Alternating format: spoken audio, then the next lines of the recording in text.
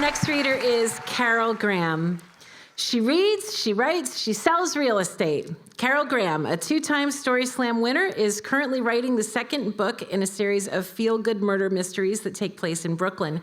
The first, Passion in Park Slope, is for sale at Bookfest all weekend. Carol Graham.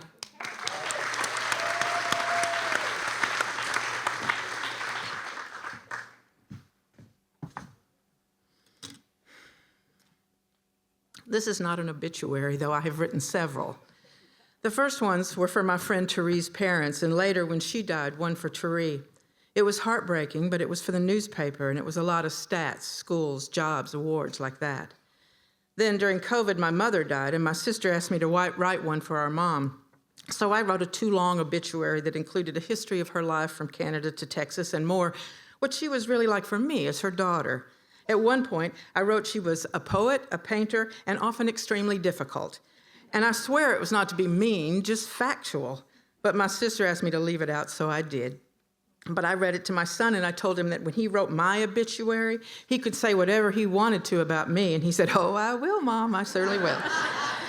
When my best friend Mary died 2 years ago, her kids asked me to write a piece for the memorial and deliver it aloud. I guess the delivery is what turns an obituary into a eulogy. At first, I didn't think I could do it. The loss felt too big. It was not for a newspaper, so I didn't need to list her stats. It was a whole different thing. I knew I had to do good. Mary and I had been friends for nearly 20 years. She was such a private and gentle person, but could be fierce, and she was generous in all things. Her empathy ran deep. And she was a great storyteller, wickedly funny, truly the smartest and most interesting person, yet she always made me feel like I was the cleverest of friends. She was usually up for an adventure, too, whether it was me calling at the last minute to say, "Let's have dinner," or me thinking I needed more art, so could we please plan a trip to MoMA? It was almost always, "Oh, what a good idea." When I wanted to go to Ireland, or I called to say we should go to London for Eric Clapton's 70th birthday concert, it was, "Oh, what a good idea." And she booked us for 5 plays in 3 days in Dublin and led me on a fabulous tour filled with stories of her travels with her daughter and her famous friend Claire. And she showed me that we could drive on the wrong side of the road. She also knew where to have the most civilized afternoon tea. For many years, we'd eaten dinner together a couple of nights a week. Our favorite cafe in Brooklyn, Zaytoons, we ate at so often she called it the club, and that just became the name of it. "Want to meet me at the club in 20 minutes? Oh, she'd say, "What a good idea." She always got the vegetable kebab platter, I the chicken shawarma, and we always sat at the Moroccan tile table by the window until COVID forced us outside 6 feet apart on a bench. Roger, the waiter there with the waist-long dreadlocks and 5-inch platform boots, became our friend.